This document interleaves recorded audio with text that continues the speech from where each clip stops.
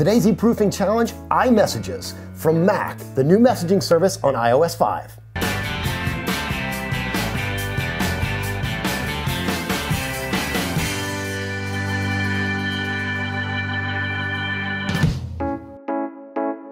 Today's episode is brought to you by BabyBjorn. In the design of all their products, safety comes first. BabyBjorn. I'm really excited because my 13-year-old son recently convinced my wife to gift me an iPhone 4S.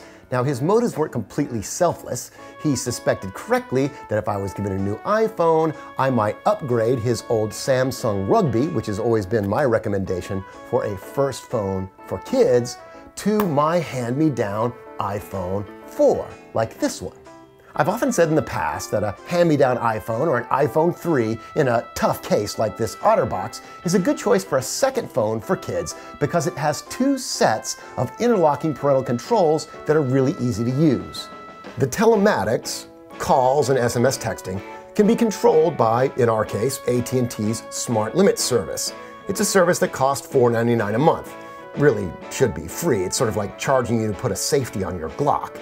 Anyway, it allows you to budget text messages, set hours the phone can send and receive calls and messages, and even restricts numbers. The iPhone itself allows limits on web access through the restrictions panel.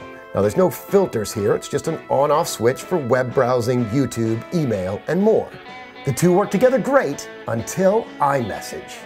A new service, iMessage allows any device running iOS 5, that is iPhones, iPads, or iPad touches, to send unlimited and multimedia message via wireless or 3G to another person using one of these devices.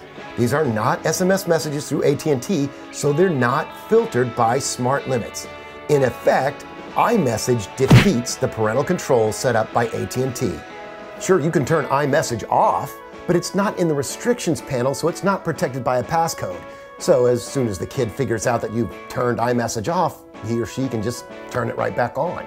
Here's the kicker. Here's a feature that Apple has been touting about iMessage.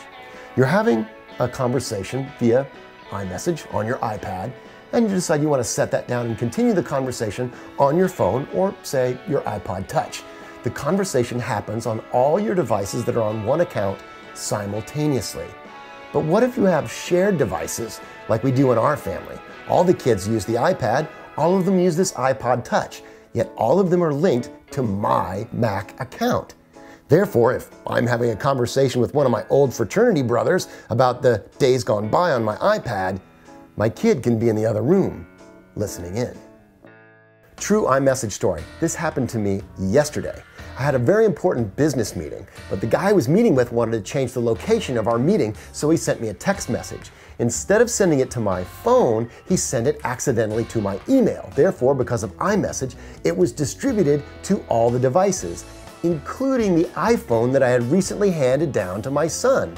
Suddenly, he gets a message from a strange person saying, "Meet me at 2:30 at such and such a restaurant," and he thinks he's getting creeped. He thinks he's got a perv on the other end of the line. So, of course, the first thing he does is text back, "Who the hell are you?" And then he texts, "This is," and gives his name, which I didn't think was too very smart. We talked about that later.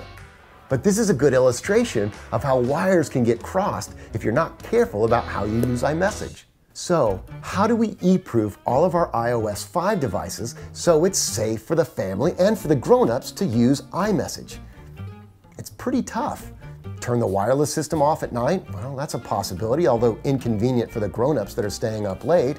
You can turn iMessage off and hope the kids don't discover it and turn it back on again. But really, it seems to me like the solution is up to Apple. Hey, Apple, do us a favor. Take the iMessage control and put it in the restrictions panel. Put it behind a passcode so that we can eProof all our devices and make them safe for our kids once again. Well, that's all today here at DadLabs on the subject of eProofing. If you've got some ideas or suggestions about ways to get around this and other ways we can eProof these devices, please drop us a comment and join the conversation over at DadLabs.com.